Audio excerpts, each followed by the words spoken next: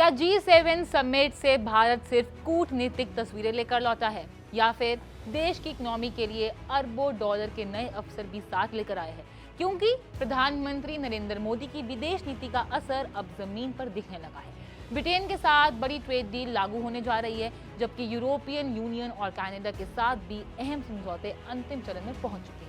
बता दें, फ्रांस के एवियन लेस बैंस में आयोजित G7 समिट भारत के लिए सिर्फ एक वैश्विक मंच नहीं रहा, बल्कि ये इकोनॉमिक डिप्लोमेसी का भी बड़ा अवसर साबित हुआ है। प्रधानमंत्री नरेंद्र मोदी की मल्टी अलाइनमेंट स्ट्रैटेजी, यानी सभी प्रमुख ग्लोबल पावर्स के साथ बैलेंस और स्ट्रॉन्ग रिलेशंस बनाने की नीति अब ठोस आर्थिक नतीजे देती नजर आ रही है। सबसे बड़ी खबर यह है कि भारत और ब्रिटेन के बीच हुआ comprehensive economic and trade agreement अब 15 जुलाई 2026 से लागू होने जा रहा है। इसके साथ ही यूरोपियन यूनियन और कनाडा के साथ भी बड़े ट्रेड एग्रीमेंट्स पर महत्वपूर्ण प्रोग्रेस हुई है। चलिए समझते हैं ब्रिटेन के साथ हुई ट्रेड डील क्यों है इतनी खास। भारत और ब्रिटेन के बीच लंबे समय से चल रही बिजनेस नेगोशिएशंस अब निर्णायक मोड पर पहुंच चुके हैं। 15 जुलाई 2026 से यह समझौता पूरी तरह से लागू भी हो जाएगा, जिसके बाद दोनों देशों के बीच कई ट्रेड बैरियर्स कम हो जाएंगे। इसका सीधा फायदा होगा भारतीय एक्सपोर्टर्स, मैन्युफैक्चरिंग कंपनीज और सर्विस सेक्टर को मिल सकता है।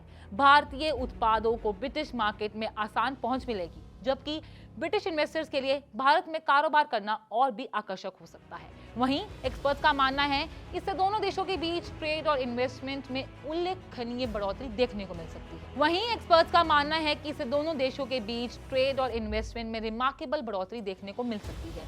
ब्रिटेन के साथ साथ यूरोपियन यूनियन और कनाडा की तरफ से भी खुशखबरी सुनने को मिली है। चलिए समझते हैं कैसे।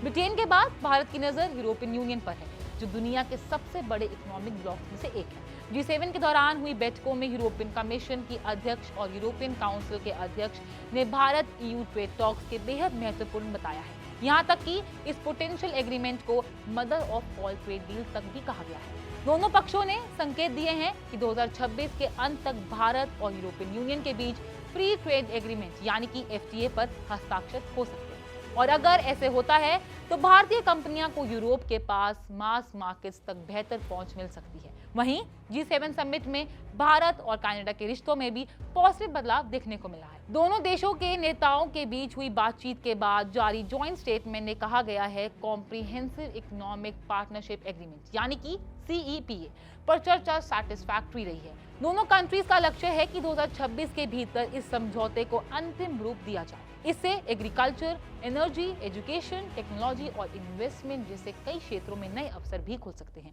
ये तो था ब्रिटेन, यूरोपियन यूनियन और कनाडा से जुड़े अपडेट्स। लेकिन अब सबसे बड़ा अहम सवाल आता है, इस डील से भारत और उसके सेक्टर्स को किस तरह से फायदा मिलेगा। तो इसके जवाब में बता दें, इन सभी समझौतों का सबसे बड़ा फायदा भारत की इकोनॉमी को मिल सकता है, क्योंकि इससे फॉरेन इन्वेस्टमेंट बढ़ सकता है, भारतीय एक्सपोर्टर्स को नए बाजार मिल सकते हैं और रोजगार के नए अवसर पैदा भी हो सकते हैं। मैन्युफैक्चरिंग और सर्विस सेक्टर को मजबूती भी मिल सकती है। वैश्विक सप्लाई चेन के बीच भारत की भूमिका और मजबूत भी हो सकती है। साथ ही अमेरिका पर अत्यधिक डिपेंडेंसी कम करके भारत अपने बिजनेस पार्टनर्स का दायरा भी बढ़ा रहा है। तो कंक्लूजन साफ है, G7 समिट से निकली ये खबरें बताती हैं भारत अब सिर्फ ग्लोबल फॉर्म्स पर मौजूदगी दर्ज कराने तक सीमित नहीं है, बल्कि अपने डिप्लोमेटिक रिलेशंस को इकोनॉमिक बेनिफिट्स में बदलने की दिशा में भी तेजी से आगे बढ़ रहे हैं। ब्रिटेन के साथ लागू होने वाली ट्रेड डील, यूरोपियन यूनियन के साथ संभावित FTA और कनाडा के साथ बढ़ती साझेदारी इसी रणनीति का हिस्सा है। यानी कि प्रधानमंत्री मोदी की फॉरेन पॉलिसी का असर अब सिर्फ कूटनीतिक बयानों तक सीमित नहीं है। आने वाले महीनों में ये ट्रेड एग्रीमेंट्स भारत में इन्वेस्टमेंट, रोजगार और कारोबार के नए अवसर पैदा भी कर सकते हैं। अगर ये सभी डील्स तय समय पर पूरी होती हैं, तो भारत की ग्लोबल इकोनॉमिक सिचुएशन पहले से कई ज्यादा बेहतर भी हो सकती है। आपकी क्या राय है, हमें कमेंट्स बॉक्स में जरूर बताएं और ऐसी ही सटीक खबरों के लिए देखते रहिए पैसा लाइव को।